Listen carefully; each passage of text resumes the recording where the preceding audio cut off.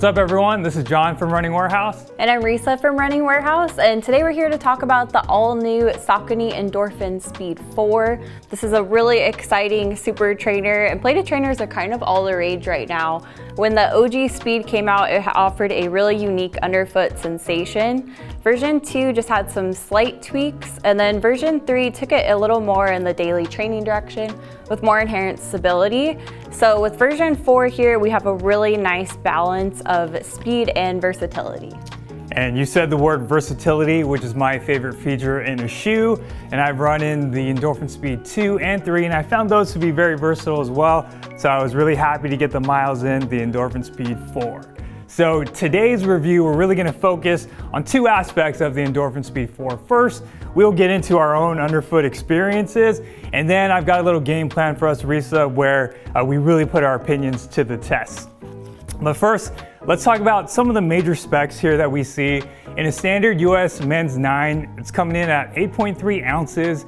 You've got 36 millimeters in the heel and 28 millimeters in the forefoot for an 8 millimeter drop. In the midsole, you've got this nice thick layer of Power Run PB that's always reliable, soft and bouncy. Embedded in the midsole, you've also got a newly designed winged nylon plate that's gonna add a little bit more torsional rigidity and stiffness in the heel. And underneath, you've got a nice coverage of XT900 rubber with the lattice design for that nice maximum traction. And then wrapping up the shoe, you've got a zonal construction upper. It's gonna be nice, soft, give you that breathability. So those are the specs of the shoe, Risa. How did it all come together for you on the run? Yeah, I was excited getting this one in hand. It just feels extremely lightweight. And then just appearance wise, it's got a more race-like upper. So I was happy to see it go in a little more of the speedy direction. And then we happened to get the Pro and Speed in at the same time. So I didn't test the Pro. I know that you did, but looking at them side by side, it kind of took a minute to figure out which one's which, especially with the same colorway option. So I feel like that just really brings home the point that these are supposed to be really complementary shoes to one another. Overall, this is the type of shoe that I feel like just makes running feel more fun. So with that, what were some of your favorite runs in this shoe?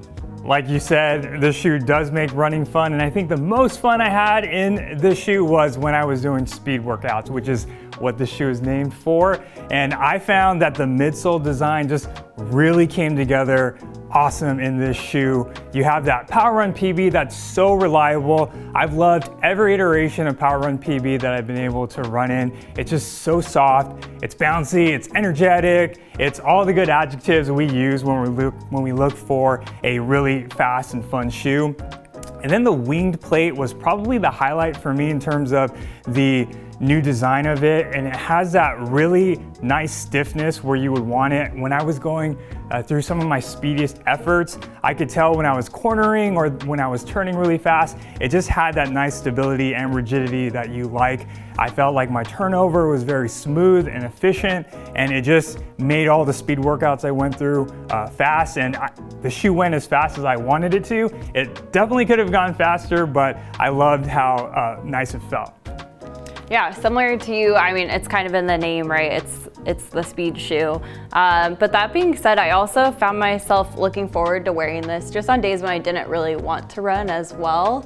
And then this came at a good time for me because I just was coming off half marathon training, getting into marathon training. So obviously incorporating speed workouts in, and especially my longer runs. I've never really worried about the timing for my long runs before, but I've been incorporating speed into my long runs.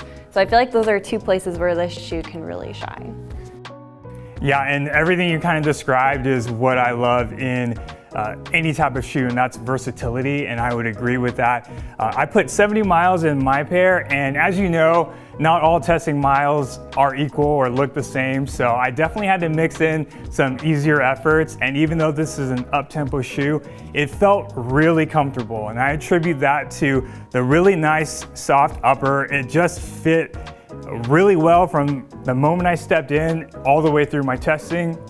And then in the outsole, after 70 miles, it looks like I still just took it out of the box, other than it getting a little dirty, but you can just tell that rubber is durable. And I really enjoyed being able to take faster efforts, easier efforts, and I did 2 long runs. I did a 13-mile effort and a 14-mile effort, and I really liked how protected my legs felt. The foam just had a really nice impact absorption. My legs the day after didn't feel too tired, and I didn't have any lingering soreness. So the versatility in this shoe really shined for me. Awesome. Yeah, I was going to add as well, I didn't get up to longer than 10 miles on my long runs in this shoe, but it was plenty protective for that distance too.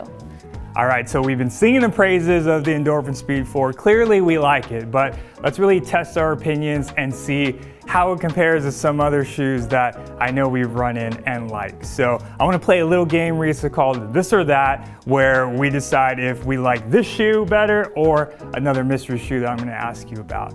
So my question for you is, do you prefer the Endorphin Speed 4 or the Endorphin Speed 3?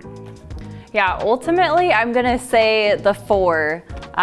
The 4, like we've been saying, just gets it a little bit more speed oriented than the last with that more racy upper, and it might just be me. I know the foam is the same in this one, but I swear it feels a little bit more bouncy, a little bit more responsive than the last version.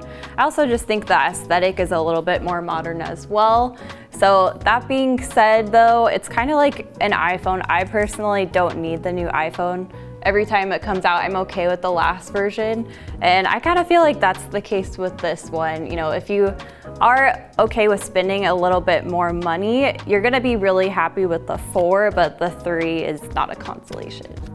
Yeah, I think that's a good point. I actually put on the Endorphin Speed 3s in the middle of testing the 4s just to compare and contrast. I really felt like the underfoot experience of the 3 was still magical. It had that nice bounce and acceleration that we love in the 4, so I could see why you would say that. And yeah, if someone wants to save a little bit of money, the Endorphin Speed 3 is still a great choice. All right, next question for you. Which one are you picking, Endorphin Speed 4 or another plated trainer option, the Asics Magic Speed 3? Good question. I love the Asics Magic Speed 3. I thought that was one of the surprises of the year for me. It really seemed like it graduated from a really fast, lightweight up-tempo trainer to a legitimate race day option. And even though I do think the Endorphin Speed 4 does have the ability to get up to a half marathon, I genuinely believe that the Magic Speed 3 could make it through the marathon fine for anyone looking to save a little bit of money on their race day shoe. But I will say that since I value versatility so much, I would go with the Endorphin Speed 4 because I find the Magic Speed 3 to be a little too aggressive with that carbon plate, whereas the nylon plate here really works well for faster paces, but like I said, it also felt really comfortable for easier paces as well. So ultimately, I'm gonna go with the Endorphin Speed 4. Yeah, we know when you say versatile, that's your magic word. That means you really love a shoe. So coming back to the Endorphin Speed 4, this is gonna be a really great option, specifically if you're training for a race. This is gonna be a really nice complement for your race day shoe of choice and just anyone who's willing to spend a little bit more just for a really fun shoe for their daily runs. So I know that this one definitely has a place in my running rotation, especially as I'm training for a marathon coming up. Yeah, Risa, I agree with everything you said. One last thing I want to highlight is I think it's great that the Endorphin Speed 4 is going to work for runners of all experience levels in terms of mixing in speed. Whether you're a sub 245 marathoner or someone running their first marathon, anyone who wants to incorporate speed, I think is going to benefit and feel the benefits of the Endorphin Speed 4 as it's got that comfortable, accommodating upper, it's got the durability to tack on the miles, and that power run PB just sings when you run. And if you're looking to get the Endorphin Speed 4 on your feet, you can find it here at Running Warehouse.